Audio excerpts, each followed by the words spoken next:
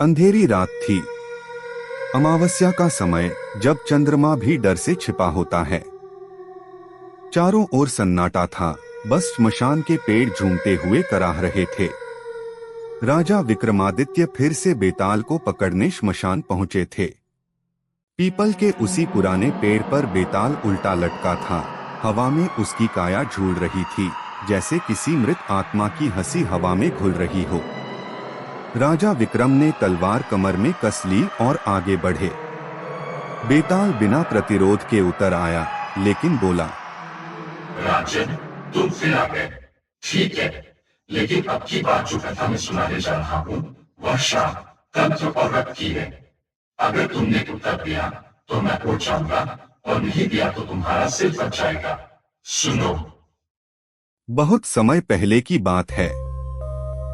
उज्जैनी राज्य में एक गांव था, भैरवपुर। यह गांव इतना डरावना था कि सूर्य भी वहां देर से निकलता था और जल्दी डूब जाता था। गांव के किनारे एक पुराना मंदिर था, जो अब तांत्रिकों की साधना का अड्डा बन चुका था। उसी गांव में एक ब्राह्मण युवक रहता था, मधुसूदन। वह पढ़ाई में तेज था और तंत्र विद्या में गहरी रुचि रखता था।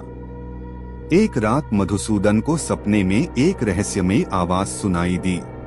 अगर तुझे सच्चा ज्ञान चाहिए तो श्मशान की दक्षिण दिशा में उस पुराने वटवृक्ष के नीचे तांत्रिक सोमदेव की समाधि पर जा।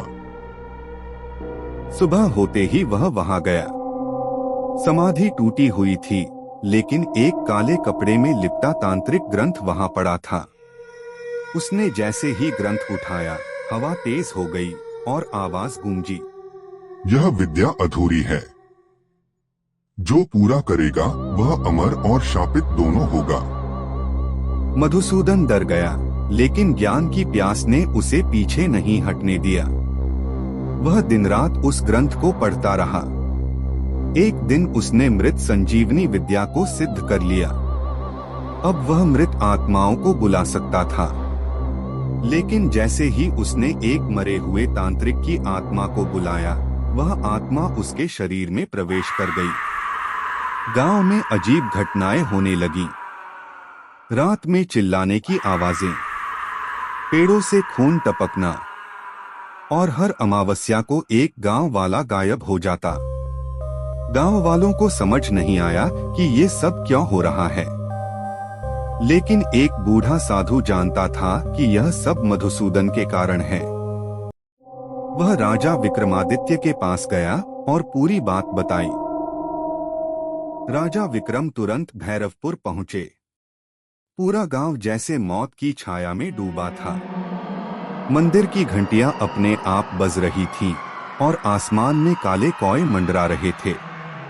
राजा ने रात के समय मंदिर में प्रवेश किया।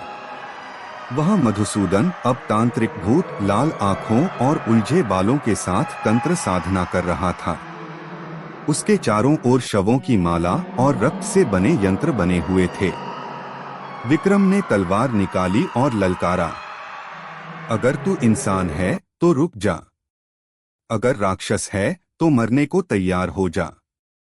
मधुसूदन की हंसी गूंजी।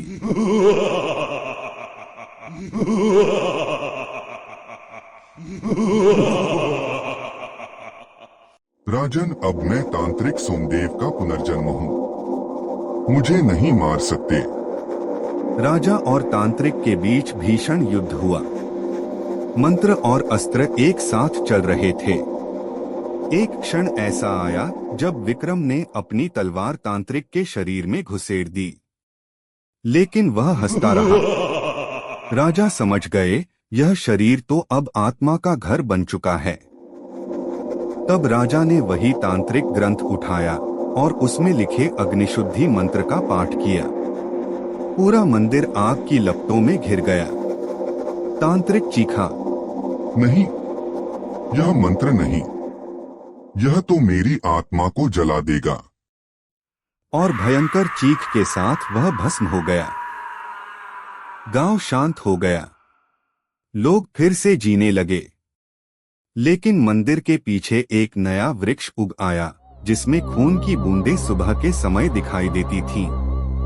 राजा विक्रम ग्रंथ लेकर वापस श्मशान की ओर चले। बेताल मुस्कराया और बोला, राजन, बताओ क्या मधुसूदन दोषी था या उसकी ज्ञान की भूख उसे ले डूबी? राजा ने उत्तर दिया, दोषी न तो मधुसूदन था न ही तांत्रिक ग्रंथ। दोषी थी वह अधूरी विद्या और बिना मार्गदर्शन का लोभ। जब ज्ञान पर संयम नहीं हो तो वह विनाश का द्वार बन जाता है। बेताल जोर से हंसा और बोला, राजन, तुमने फिर उत्तर दिया। अब मैं फिर उड़ता हूँ। और वह हवा में उड़ गया, वापस उसी पेड़ पर।